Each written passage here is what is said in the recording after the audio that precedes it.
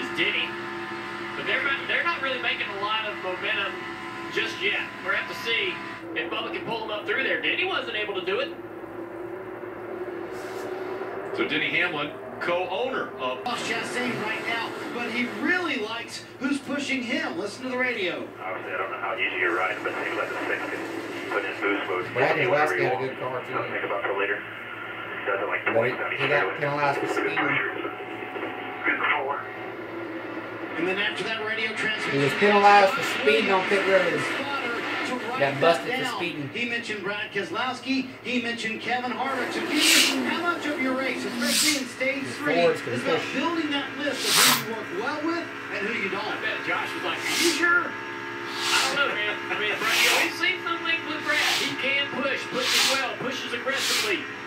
Will he push too aggressively late in the race? But we said it earlier in the day. You absolutely take note with who you work with better, who's giving you the push that you like. Because a lot of guys will hit you really hard, and you won't go anywhere, and you'll be like, well, stop doing that. And they just don't know any better. Some guys won't be aggressive enough at all to even get to your back bumper and give you any help in scenarios where you really need it. So when you do find that guy that gives you that proper push, lap after lap, and really seems to know what he's doing. If it needs to save you anymore, if you have the opportunity, yes, it'll just decrease our stumbling.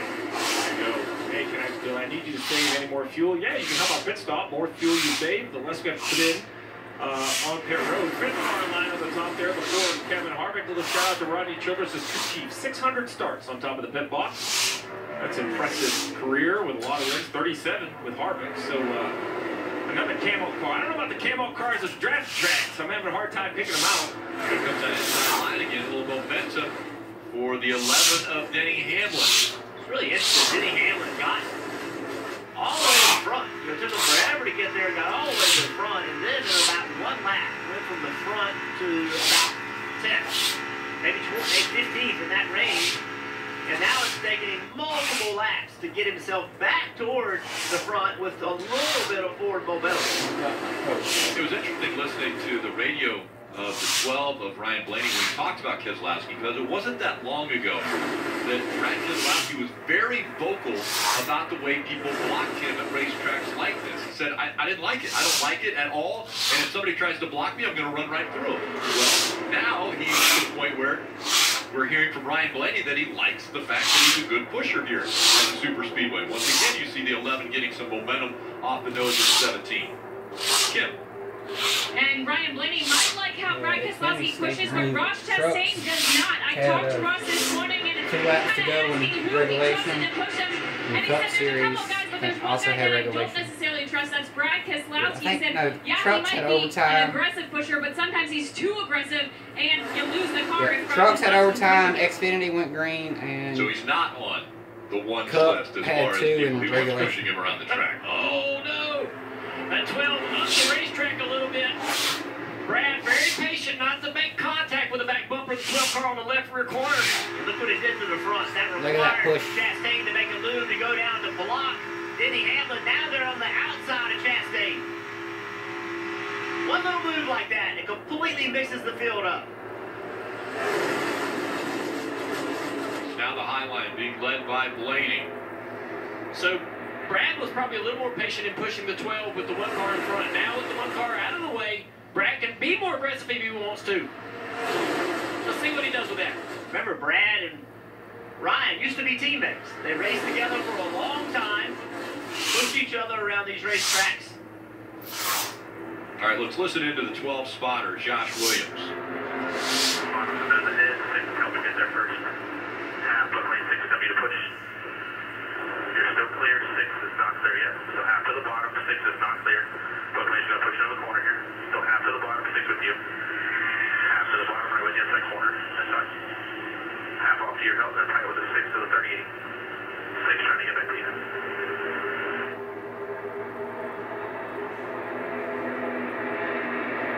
Great information from the spotter. They're one of the best to do it. They got a lot of Fords lined up now on that outside line. A lot of commitment between manufacturers. If that's important still, this could play a role for this outside line. And they know now, they see the script that the 1 car showed them how to work that middle groove. Airplanes But don't coming expect in. them to drop back down and try to run that bottom line. If I was them, if I was Blaney, I would just sit right here in front of this 6 car, right in front of the 38, right in front of the 4. Stay committed to this middle. It's a big push right there from Brad Keselowski. A lot of momentum for the 12, but now he loses it as we see the 1 with a huge push from Denny Hamlin. Can he clear the outside line? Just not able to get in front of that 12, and here comes the outside line again. A lot of jockeying for position here at Talladega. There'll come a time, though, later in this race, that Todd Gilliland will get very aggressive. I've seen him do it in the Truck Series. I've seen him do it racing late models. I've seen him racing everything he's ever raced. When he needs to, he will step the aggression level up.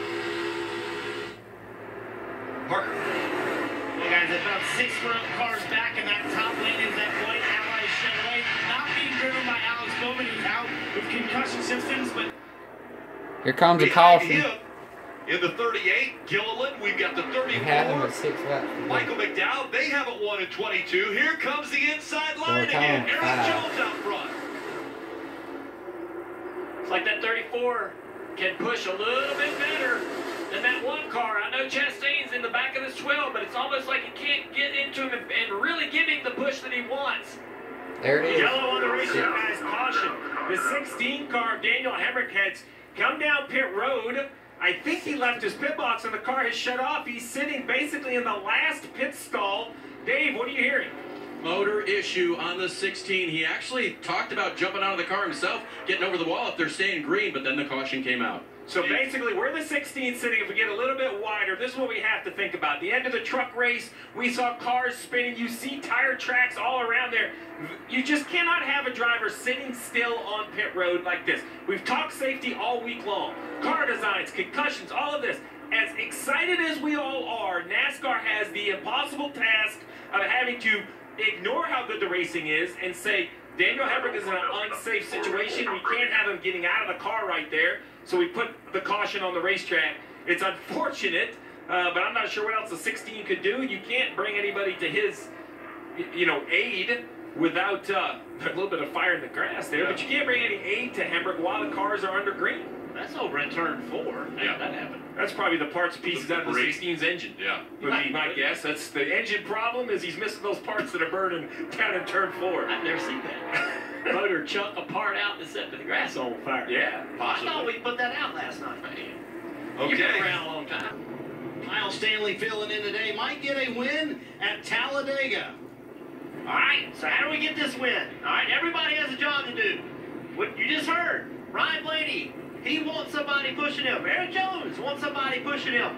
It all starts on this restart. The guy in the back has got to be lined up at the right time. Remember, the guy Eric Jones is going to push Chase Elliott across to the keep finish him line. hooked to you. Maybe don't go full throttle. You've got to do a good job of pushed getting him to the pushed, and it starts right here at the He couldn't restart. show I that like he where did. Ryan Blaney is, even though Eric Jones is the Eric control Jones car. finished like 8th place. He fell back. I honestly think I'd rather have a Ford on my back bumper at the end of this race when it counts. When the pushing is going to be at its biggest. Because the Fords, they're flat in the front. Everybody else Ford bumper seems to match up the are best. like that. Who would you like? Like McDowell pushing you or Chastain pushing you? The Ford.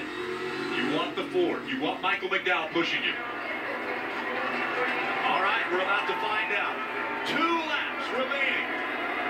A shot to advance in the playoffs for Ryan Blaney right in front of him. Green flag back in the air. I think I see myself. Outside line's got a good launchers. Are they together? Yeah, he was grand. Here comes the inside line back. They had the better arms on the outside, but the inside had better commitment as far as being hooked together. And look at the advantage. I mean, I saw myself in the background on Hayward Egan's YouTube channel. I saw Is too myself far walking out in the as we see background. the 9 of I even Chase saw Elliott Black slide Flags to the Matter. outside line. He's going to try to take the lead with a little help from the 43. In the iceberg. They're going to have a good run here to be outside, but there's 3 cars lined up. Then he Let's falls get a back crowd. just a little bit. Big run from Chastain, coming to the back bumper of the 43. Now they're disconnected on the outside line. Chase is trying to slow Listen to him the down. crowd right here and Chase Elliott. McDowell into the back of the 12 here, but here comes the 9. Big push. Yeah, big push from Eric Jones. got to him and actually hit him hard. One lap to go, presented by Credit One Bank. Side by side for the lead. Where will the momentum come? They're door to door as they go through 1 and 2. Down the backstretch for the final time. Chase Elliott now nosing ahead. 4-3 from the one last two. Fighting back on the inside, the shorter distance around the track. A big push from Michael McDowell in the 34. Elliott with the help of Jones. He surges ahead. Jones moves to the inside. Elliott has the lead. Chase Elliott from the dog leg. Blaney with momentum. He's not going to get there. Elliott's going to win in Talladega. Yeah, Eric Jones finished like 8th place. Chastain. He won that race with 2 laps to go. The movie made the jump onto the lane that he was not in. He got great momentum and changed lanes. That's when he won this race.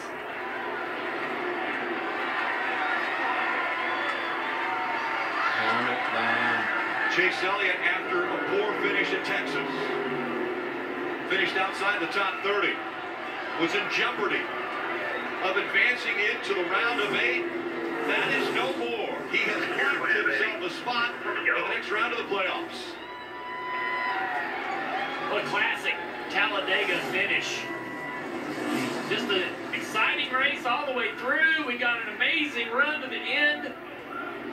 Daniel Suarez gonna come up and bump big, him. messy crash. Some great final moves there to make it happen. Rick, as great as your call was, I didn't have to hear it. Because I It's not right there, it's almost there. They erupted in applause when they saw. We were on the restart zone, that's way up there. We were right in front. We weren't that far down. That's right at the start finish line. He's gonna come around to it. But we talked about over 100,000 fans here in attendance. I would guess over 50% of them are Chase Elliott fans. We see the checkered flag pole brought to you by Advanced Auto Parts. You'll see me right here on the fence for tracking.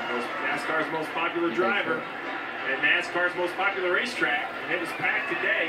They love it. His dad had some famous moments here, and they're excited to see Chase Elliott with this salute to the fans. Right up along the fence, waving to the fans here at attendance. 5th win this season. I think I saw it right there.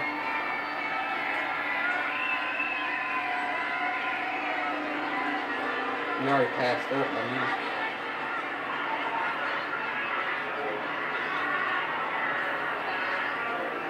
In a season where drivers have not been able to separate themselves from the pack, it seems as though the momentum is on the side of the 9 team and Chase Elliott now.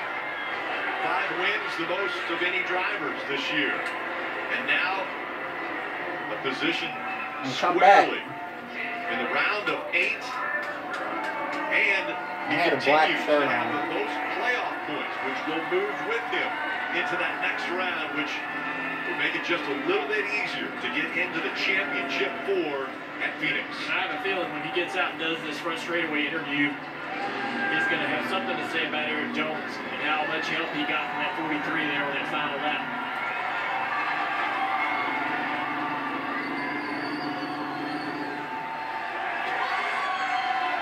You can just feel the energy of the crowd waiting to erupt when Chase Elliott gets out of this car.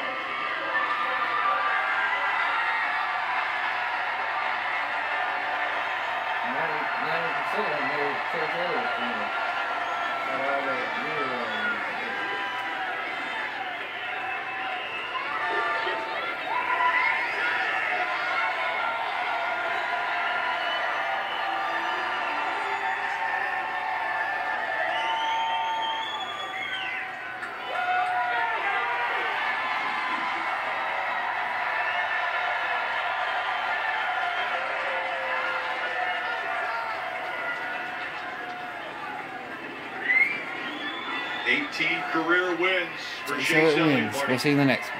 Peace out, guys.